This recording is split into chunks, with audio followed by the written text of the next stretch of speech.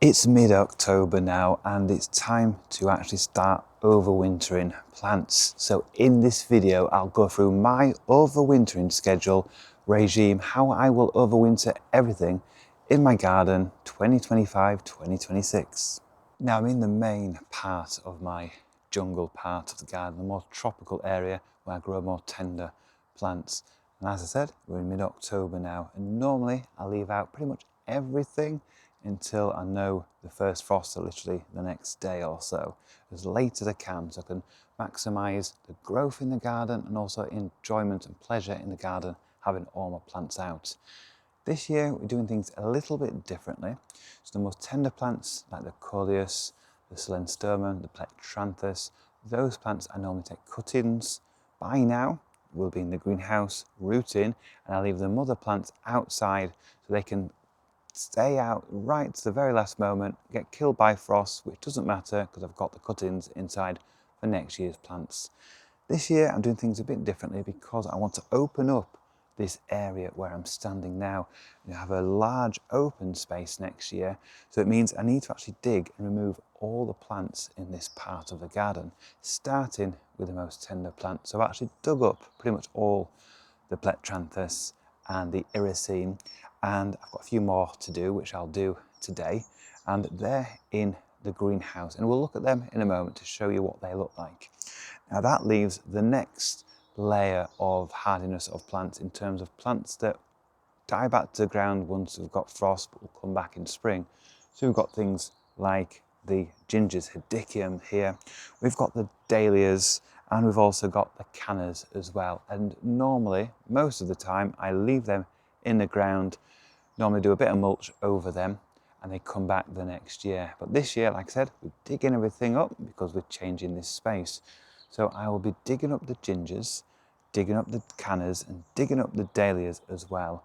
And I'll do this once the first frosts have hit, so I can enjoy the plants a bit longer, and it also sort of sends a message to the plant that, right, this is really the end of the growing season. Everything's gone very cold, all the foliage and stems have been blackened, there's no point trying to grow again. So at that point, I will dig them up. Also got some colocasias. So I've got some pink chinas, not many in this part of the garden to be honest, but I've got a few, so I need to dig those up. And I've also got the Colocasia galagagensis, and that I have just dug up, and I'll show you what they look like as well.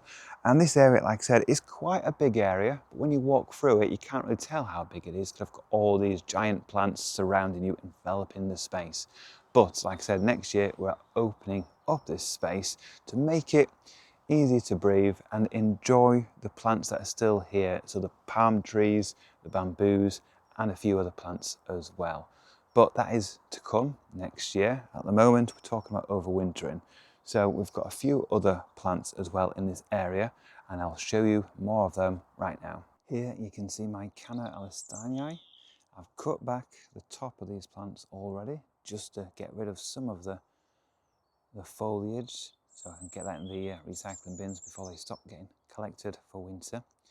And like I said, we're waiting for this foliage to blacken off before we lift up the plants. It's still relatively mild here. You can see at the base we've still got lots of shoots starting to grow, but it won't be long before we get those first autumn/winter frosts, which will blacken all the foliage. And this is a big clump now, so the actual rhizomes for this are pretty chunky. So there'll be lots of planting material. And if you've watched my other videos of how to overwinter cannas, 4 different ways, you'll know obviously there's 4 different ways you could overwinter cannas. And on this year, I'll be actually digging these up, leaving them as quite big clumps, and then just putting them in some old potting compost and leaving them in the greenhouse where it's dark, stable sort of temperatures, quite cool temperatures. Frost-free is a key thing though. It will not get frosty in the greenhouse, and it won't be too warm that it'll start into premature growth. So that's the conditions I will be storing the cannas this year.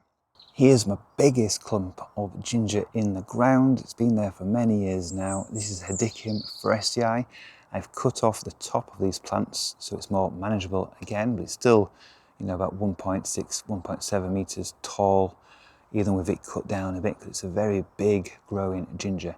And it's got lots of rhizomes, just like the canna we just looked at. This is going to be a big plant to lift up, and it won't come up in one piece. I'll probably get, you know, 7 or 8 big chunks out of this, and again it'll be kept in the same way as the cannas, as rhizomes, dormant, not kept super dry but a bit moist in the greenhouse. So that's where this plant will be stored over winter. It'll be dug up.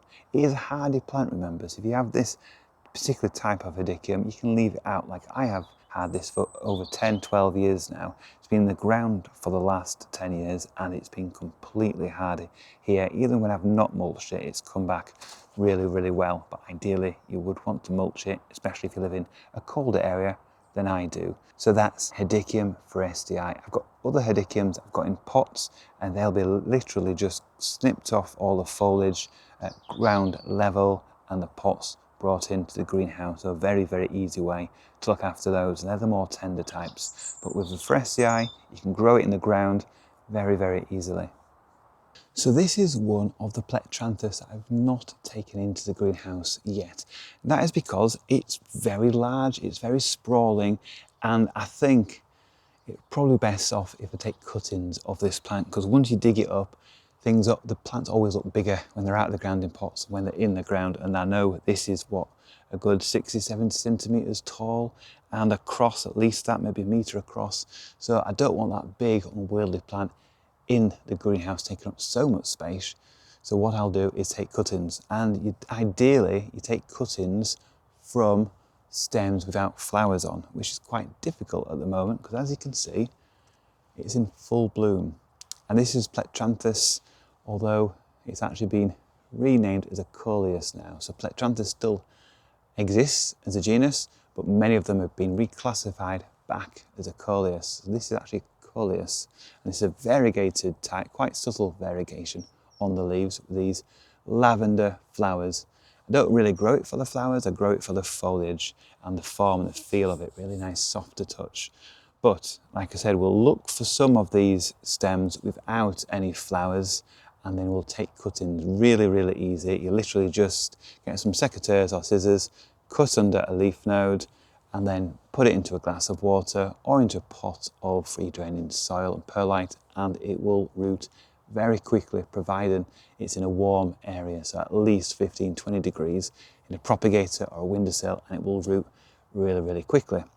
And that is what I'll do with this plant. Like I said, most of the other plants we've dug up already because they're much smaller, and I've kept the whole plant in the greenhouse. So in the greenhouse, where I'll be kept frost-free, no lower than 5 degrees, I've got my onset bananas, which are in a pot here and in smaller pots over there in the propagator area, which will have some bottom heat soon. We've also got some of the Aeoniums that I've started to bring in, plenty more to dig up and bring in. Got the more tender, well, aloes and agaves in pots. And then further down here, my very colourful foliage plants, Plectranthus Coleus and Iresines. And these have just been literally dug out of the ground and potted up with some multi-purpose compost, given a light water to settle them in. And they'll be kept like this until spring, where I will take cuttings from these plants to make more plants for next year.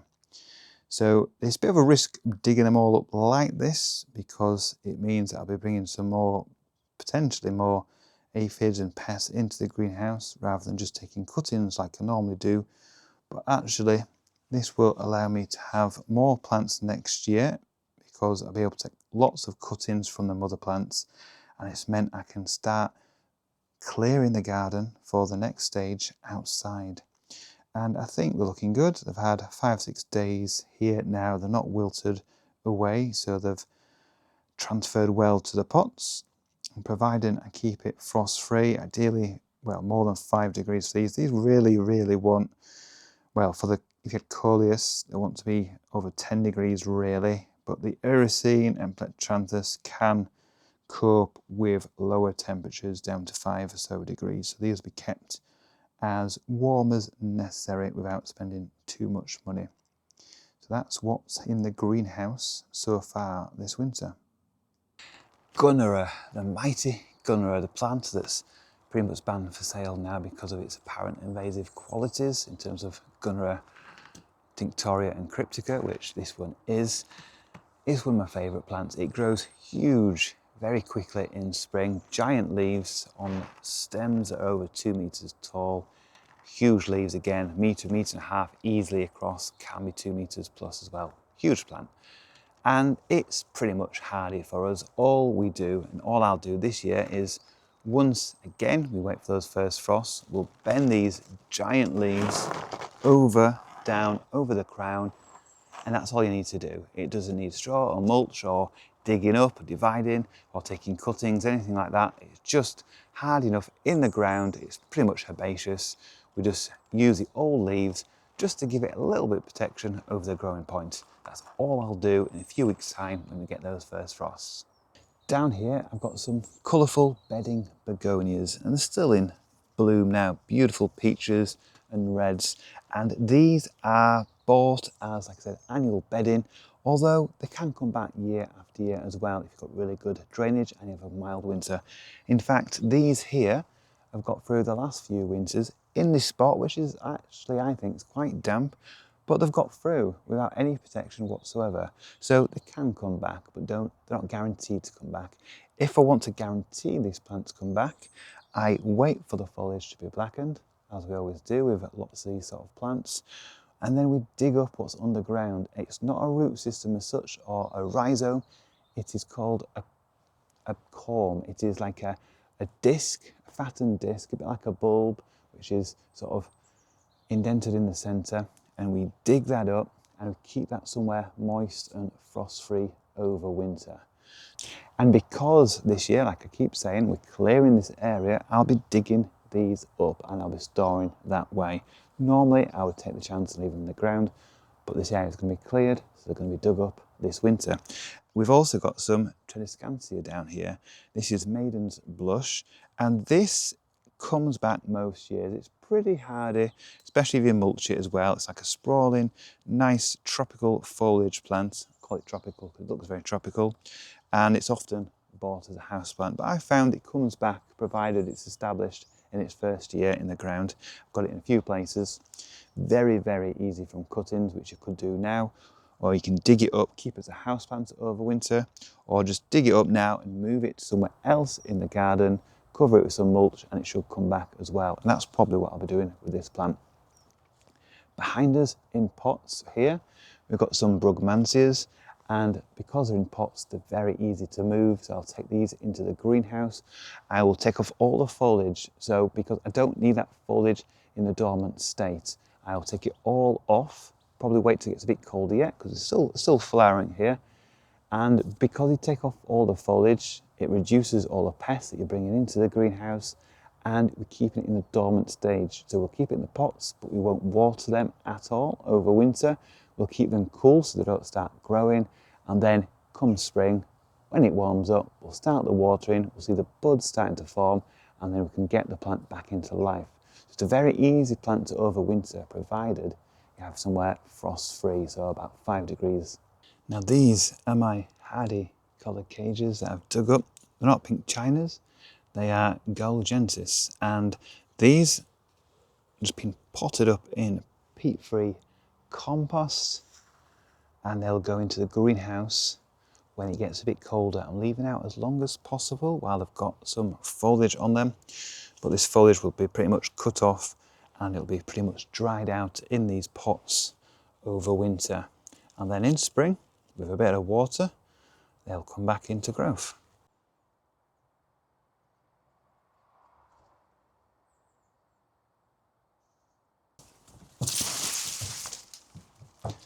If you're enjoying this video and you've not already done so, please consider subscribing. Hitting that subscribe button helps me out a lot. It lets more people see these videos and more people can hopefully protect their plants through winter.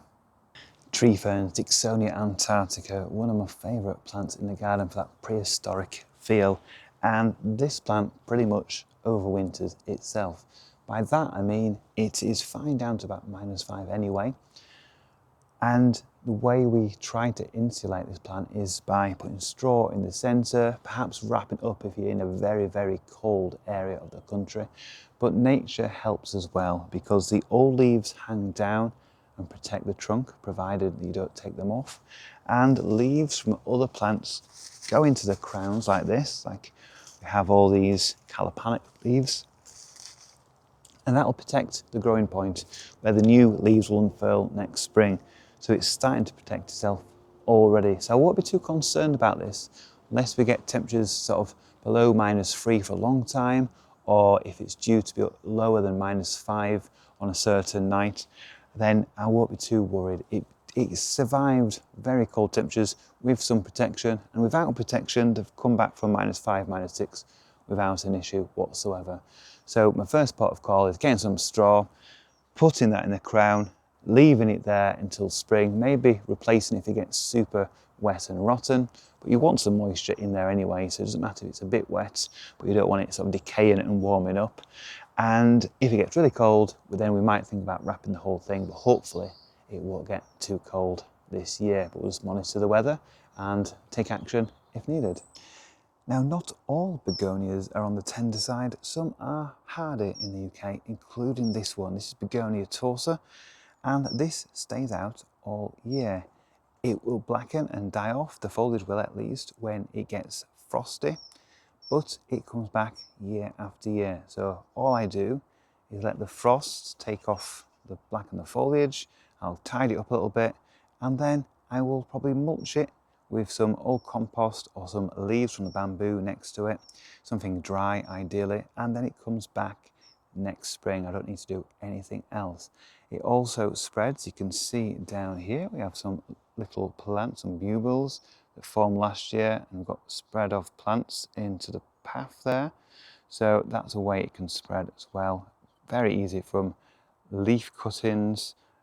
So really good plant to get. Nice. Once you've got it, you can propagate it and spread it about as well. And there's other hardy begonias. We've got another one. If I can just move the camera, let's just have a look. We'll spin around. So believe me when I say this, underneath that Aralia there is another begonia, and that's also hardy. And we've got further ones if we spin round as well, just over in the distance there, but the camera's more focused on this Aralia variegata, which is showing some autumn colour now. Very, very hardy plant, deciduous, so it'll lose all its leaves over the coming weeks, back to a main woody stem, and then it will leaf up next year. No protection needed for Aralias at all. So down here I've got lots of Aeoniums, and these do need digging up for winter. They need to be kept frost free, because only in very mild winters will some of the hardy types get through. On the whole, it is very well worth it digging them up and taking them indoors as houseplants or in the greenhouse. If you live on the south coast, you might get away with it, but for 99% of us, we will not be able to get these through winters regularly. Like I said, in a very mild winter, you'll get the odd one through, but generally they won't. And here we've got quite a lot of different types, and they've made this nice sort of like pattern, mosaic of different forms.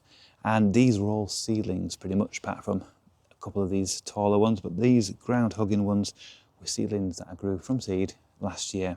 And very easy to dig up. You don't need much root with them. You can literally just pull them out of the ground.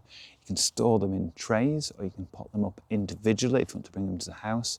But they can survive on neglect over winter. They don't really need watering either. They can be just dug up with a bit of soil that comes up with them, and they will just get through the winter pretty well indeed. You want to keep them in as much light as you can, ideally, and you want to keep them frost-free and a bit warmer than frost-free as well, really. 5 degrees minimum.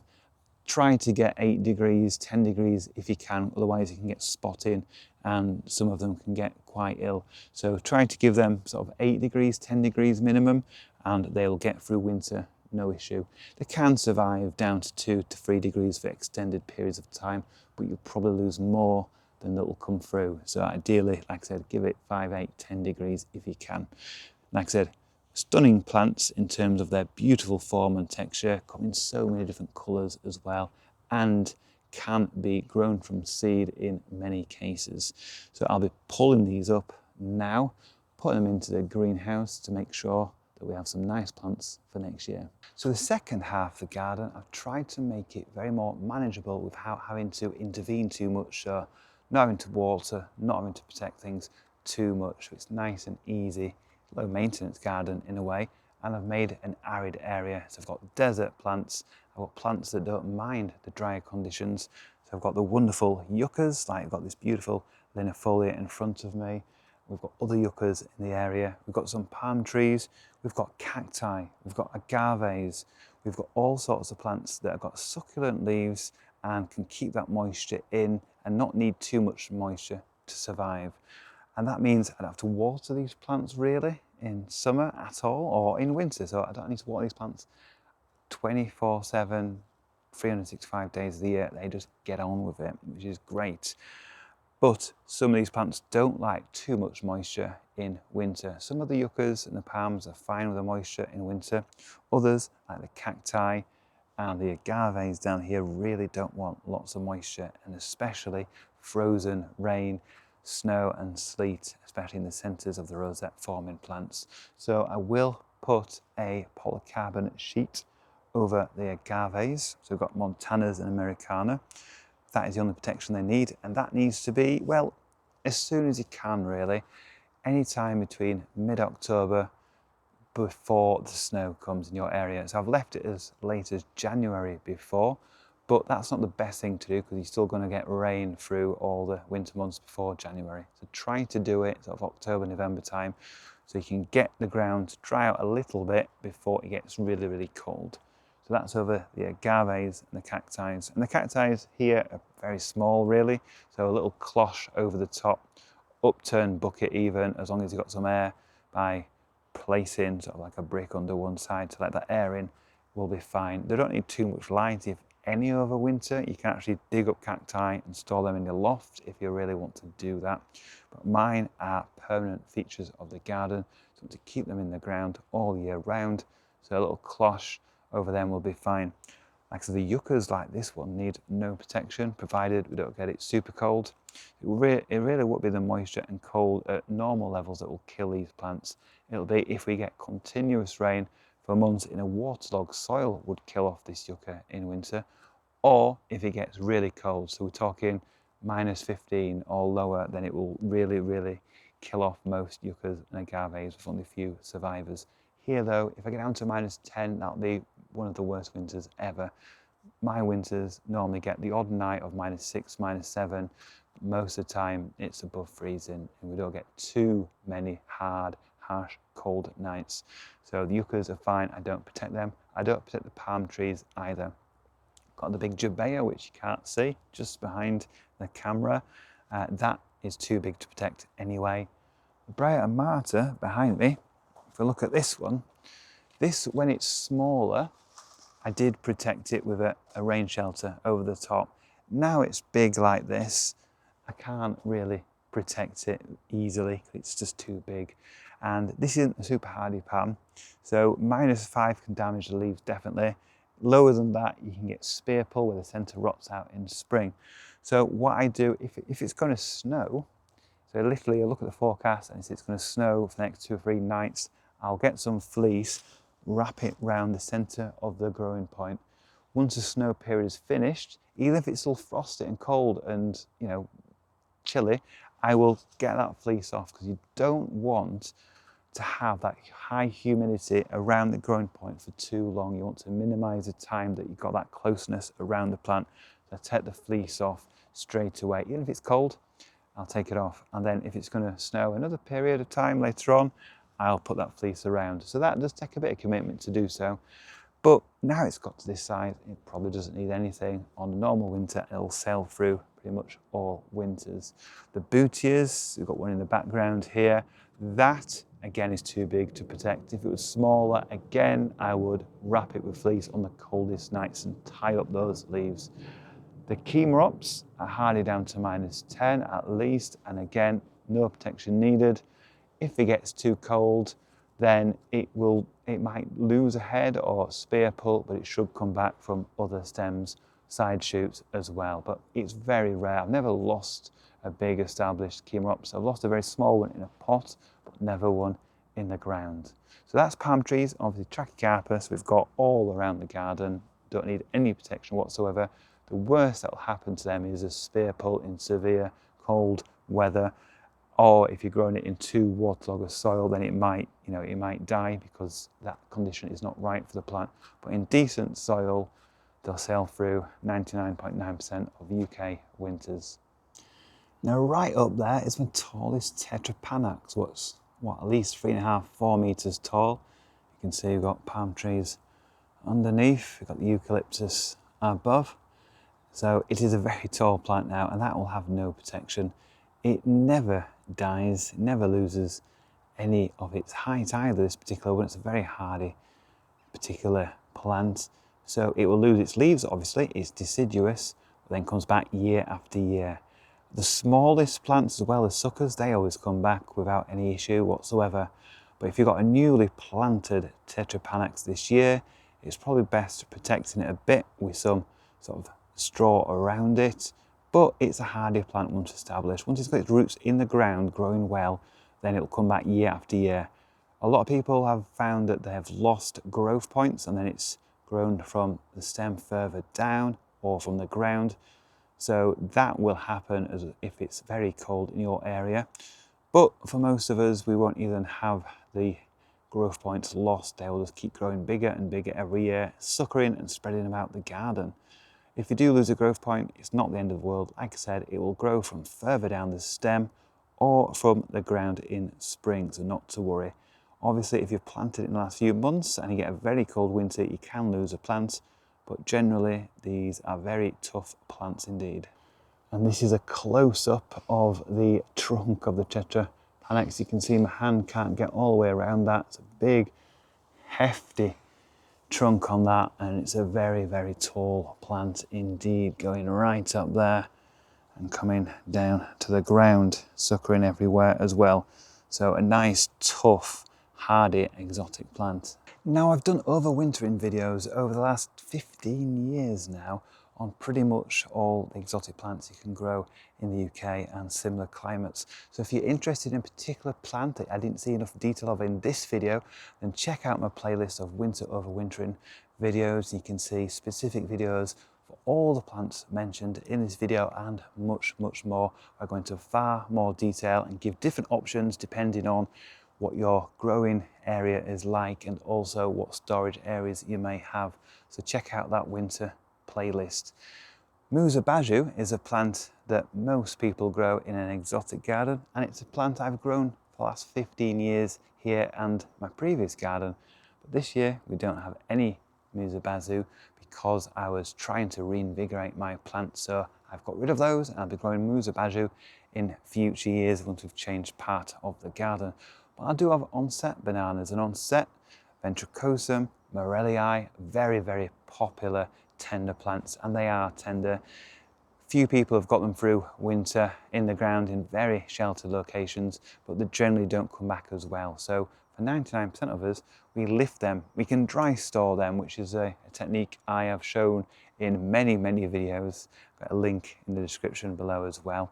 Or you can overwinter them as giant houseplants, cutting off a lot of the leaves, but digging them up, putting them in a pot of dry compost, a little bit of water in a warm location, and slowly allowing them to grow over winter. So that's another way of getting them through winter. But then you've got to put up with all the pests and potentially aphids in your house, and also dripping water as well, because they do that a lot from the edges of the leaves when they've had a lot of water. So dry storing is my favoured way of doing it, or having a greenhouse where it doesn't matter if they have a bit of mess by potting them up, but you need somewhere warm to keep them over winter. There's no point putting them in a very, very cold space. They need to be frost free. So that's onset and Musa, we just touched on them. We have talked about a lot of different plants in this video. I've shown you how I'm going to clear part of my garden and the areas that I'm going to be digging up. There's plants that normally leave in the ground. And we've looked to the arid area as well, talking about the shelters we need to put in this part of the garden. But overall, my garden doesn't need any overwintering. We talk about overwintering a lot, but most of the plants in my garden stay out in all weathers, and they are totally fine. So things not mentioned in this video, so a lot of the climbers, we've got the clematis, we've got the akebia, we've got things like the Rudbeckia, we've got the ivies, then we've got the palm trees like the Trachycarpus species, which don't need the protection. We have got the grasses, we've got Miscanthus, we have got the bamboos that need no protection. We've got so many plants that do the structure of the garden that don't need winter protection, and it means we have somewhere nice to walk about in winter, because it's not all died off, it's not all been dug up, and it's not all been wrapped up. It gives a hardy backbone, either as evergreen plants, which we can see all year round, or died back to the ground, but we know they're nice and hardy and will come back in spring. So when you're growing a tropical, exotic looking garden, it's fantastic to have those plants with the wow factor, with the impact of colour and form and texture. But sometimes, and pretty much I would advise this for all of us really, is to have those hardy backbone plants so they look good all year round, and so you're not spending all your life and all winter worrying about all your plants if they were all tender. Because you do worry about the plants you've dug up, because not all will survive. You've got to care for them. You've got to keep them warm over winter as well and frost free. Whereas the plants in the ground that are hardy, doesn't matter how cold it gets, really how wet and how snow it gets, they'll come back year after year. So it's a balancing act between the hardy and the less hardy plants. So thank you for watching this edition of Exotic Garden UK. Join me next week where I'll be doing more in the garden.